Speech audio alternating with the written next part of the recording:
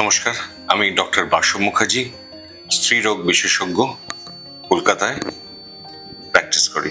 Period over হয়ে যাওয়ার বা পেরিয়ে যাওয়ার 3 থেকে 4 দিনের মধ্যেই ইউরিন টেস্ট করে জানতে পারি। প্রথম দিকে যে পরিবর্তনগুলো হয় তার মধ্যে কমজোরি, দুর্বলতা, কোমরে ব্যথা, তল পেটে ব্যথা, তল পেটে ভার, সাদা স্রাব। যখন প্রথম ভিজিটেই ডাক্তারের কাছে জেনে নিতে হয় কোন কোন ওষুধগুলো প্রেগন্যান্সিতে নিরীহ বা কোনগুলো খেলে বাচ্চার অসুবিধা হবে না। তো যদি কোনো রক্তস্রাব কখনো কারোর দেখা যায়, স্পেশালি প্রথম 3 মাসের মধ্যে, তাহলে অবশ্যই ডাক্তারের পরামর্শ নিতে হবে। গর্ভাবস্থায় মহিলাদের বিভিন্ন রকম অসুবিধে হতে পারে, যার জন্য ওনারা ডাক্তারের সম্মুখীন হন। তো প্রথম গর্ভাবস্থা এসছে বা প্রেগন্যান্সি আছে, সেটা আমরা পিরিয়ড ওভার হয়ে যাওয়ার বা পেরিয়ে যাওয়ার 3 থেকে 4 দিনের মধ্যেই ইউরিন টেস্ট করে জানতে পারি। কিছু কিছু সময় 1 সপ্তাহ পরেও করি।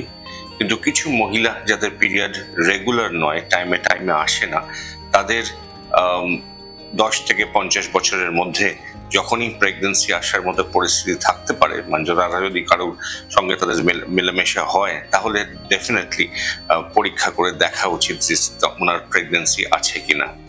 প্রেগন্যান্সি থাকলে প্রথম দিকে যে পরিবর্তনগুলো হয় তার মধ্যে কমজোরি, দুর্বলতা, কোমরে ব্যথা, তল পেটে ব্যথা, তল পেটে ভার, সাদা স্রাব, ব্রেস্টে ব্যথা, এই বুঝি পিরিয়ড হয়ে যাবে একটা অনুভূতি।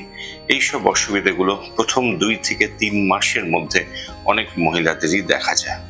আমরা বলি যে এগুলোর জন্য চিন্তা করার কারণ নয়, এগুলো কোনো অসুখ নয়, এর কোনো চিকিৎসা নেই। যেগুলো চিকিৎসা আছে তার মধ্যে হচ্ছে গা-গুলোনি, বমি ভাব, অল্প খেলেই পেট ভরে যাওয়া, গ্যাস অম্বল, বদহজম, অ্যাসিডিটি এবং কোষ্ঠকাঠিন্য। প্রেগন্যান্সি হরমোনের জন্য মুখ থেকে পায়খানা রাস্তা পুরো নাড়িভুড়িগুলোই খুব আস্তে আস্তে চলে।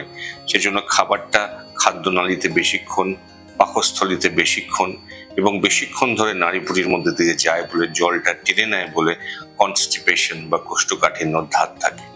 তো সেই জন্য যেরকম দরকার হবে ওষুধ দেওয়া হয়। তো গা-গুলোনি, বমির জন্য ওষুধ খাওয়া হয়। প্রথম দিকে অনেক মহিলাদেরই 70 থেকে 80% মহিলাদের প্রেগন্যান্সি অবস্থায়, গর্ভাবস্থায় এরকম ওষুধের দরকার হয়। গ্যাস অম্বলের প্রবলেম, অ্যাসিডিটির প্রবলেম, কোষ্ঠকাঠিন্যর প্রবলেম মাঝে সাঝেই লোকেদের লেগে থাকে।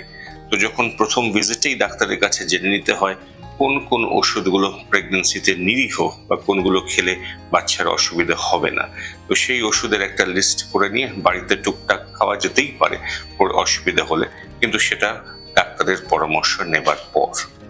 প্রেগন্যান্সিতে ব্লিডিং একটা অস্বাভাবিক জিনিস। তো যদি কোনো রক্তস্রাব কখনো কারোর দেখা যায়, স্পেশালি প্রথম 3 মাসের মধ্যে, তাহলে অবশ্যই ডাক্তারের পরামর্শ নিতে হবে। দরকার হলে একটা সোনোগ্রাফি করে দেখতে হবে যে বাচ্চা ঠিক আছে কিনা, সবকিছু ভালো আছে কিনা।